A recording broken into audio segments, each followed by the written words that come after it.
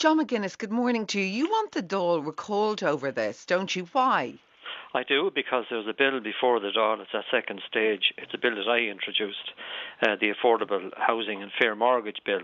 And separate from that, I believe that the government owns 75% of PTSB, that we need to have a debate about whether or not this is the right way to go in Irish society. And it's wrong of the Minister to say that tenants and borrowers are protected at present. They're not protected from these vulture funds. We're constantly told by government that the protections that are in place travel with the loan, and that has simply not been the experience of those caught up with vulture funds. This will mean that there will be a significant number of people that will lose their homes. Already we have 130,000 people on housing lists all over the country.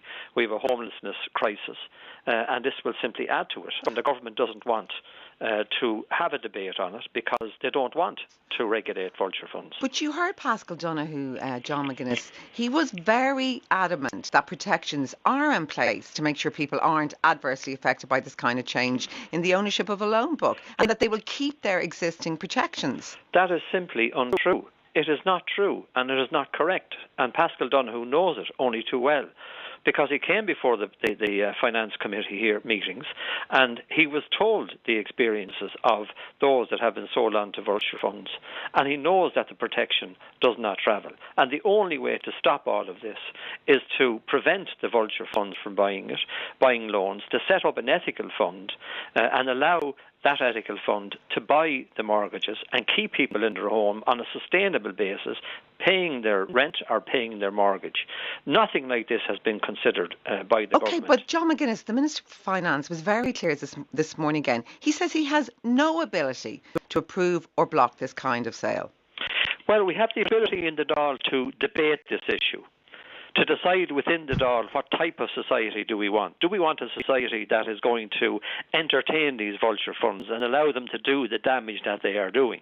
Or do we want the Affordable Housing Bill, which I have introduced in the Dáil? We want that to pass. I challenge the government to recall the Dáil, amend that bill if necessary. It was written by Ed Honan, who has first-hand experience of this issue in the courts, and allow that bill to be debated and carried to ensure the full rights and protection of those people that are caught up in this loan. Because what's missing here in this debate is the fact that PTSB have, from time to time at the Finance Committee meetings, put before us facts that were challenged and found to be incorrect. So it's easy for the bank to say these are non-performing loans or these are people who simply won't pay. That is not the full truth. The full truth is that people are trying to pay, that the PTSB has refused solutions to these people. Okay, and the customers will tell you that. Just before I bring in Padraic, isn't there an argument, though, John McGuinness, that these vulture funds, they actually came in, they took bad loans off our banks, and they are, for the most part, keeping people in their own homes? They're not. They're bringing them before the courts and repossessing their homes. I attend the courts on a regular basis, and I see before the courts individuals, lay litigants, trying to keep their own homes and telling the court that the bank has failed to offer solutions, that the bank has failed to engage. So what we're listening to on a constant basis is a spin from government and a spin from the banks, and the reality not being dealt with. Okay, let me bring in Padraic Kissane. What is the reality here as far as you're concerned? I mean, you probably represent perhaps some of these PTSB customers, and are protections in place, as the Minister says, or not? Well, first of all, I'd probably go back to the purchaser. The purchaser is Lone Star, who would operate through Start Mortgages here in Ireland. And Lone Star specifically, and this is their own website, they seek investment opportunities in markets that have suffered an economic and a banking crisis. And at the bottom of that page it says, and they're continually evaluating their exit strategy. Lone Star and all of the vulture funds have a short-term view, and the area difficulty that's here is we're putting somebody who's purchasing funds that have a short-term strategy to be remaining in ownership of them, with mortgages that have a long-term view with trying to keep people in their homes. Now, I saw yesterday's report where there's 7,400 homeowners affected, and if we want to specifically just concentrate on homeowners, but in the figures that were given out, and this is part of what John is saying about PTSB, 2,500 were said to be not cooperating, 3,850 had rejected or not meeting terms of agreements. But then, Miriam, there's 1,050, and there's no definition at all of what they are, and they're in here as well. That's even just taking that specific. And I suppose the warning that I have here is the customers don't know whether they're a cooperating borrower, a non-cooperating borrower. If there are, and I don't believe there are the numbers that are claimed, the strategic defaulters out there, well, they should be rooted out, because if they're not paying, they're probably just as surprised that it has taken this length of time. I agree with John there. If they have had to go through every specific account for tracker issues, I am absolutely certain that there are cases that have an ongoing issue with PTSB on the margin that's been charged on loans, and they are going to be in this group here. And other banks have had the same issue, which have then conceded the proper tracker rate and have had to pull the loan back from the purchaser. I mean, if you think that the total value of the loan is 2.1 billion, it's being sold for a collective 1.3 billion. That's an enormous haircut to be taken of almost 50%.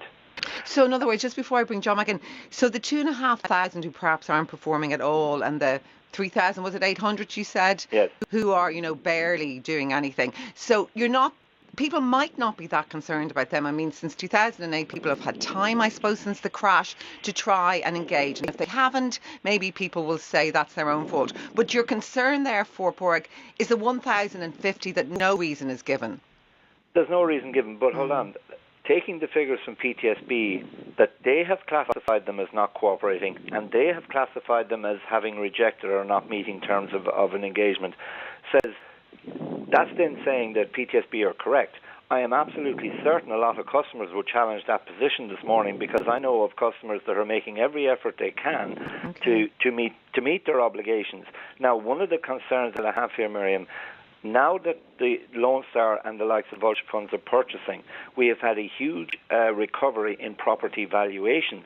And if the value of the property equates to the current value of the loan, well, then the vulture fund will be pressing to get that property sold, because they get their return on money in the greatest degree by doing that. Okay, I just want to bring some reaction from our listeners, and I'll bring you back in then, John McGuinness. One listener says one of the reasons PTSB customers are in trouble is their high 4.5% variable rate. Well done to John McGuinness, says another. Anne says, actually, a sensible suggestion. Leave families in the home and work out what they can afford. These vulture funds are a law unto themselves. And one more, I'll bring you. Taxpayers cannot continue to subsidise banks which are not meeting their financial requirements. Politicians are, as usual, milking the taxpayers. Are you milking the taxpayer, John McGuinness? No, I'm not. I'm trying to prevent that from happening. And in fact, it's just been said by Padraic, 50% haircut. Well, why don't they offer the solutions directly to the mortgage holder concerned? Why is it that they will only sell to vulture funds? And that's the question that has to be asked. These loans can be turned over very quickly by vulture fund and sold again to another vulture fund. Such is the profitability in all of this exercise. And could I just say in relation to Paschal Donohoe this morning, he said that he was working with Michael McGrath on the Consumer Protection Regulation of Credit Servicing Firms Amendments Bill 2018. Well, the fact of the matter is that the 13 sections of that bill were deleted, and substituted for those sections was 4 amendments from the government. And in those amendments, essentially, is the clear message that the lower tier of regulation might be applied, but that's frowned upon by the ECB. So therefore, we're actually going nowhere in the context of legislation, because it won't happen. And the government is hiding behind the fact that it is the bank that is selling and they can't intervene. They can, of course, intervene.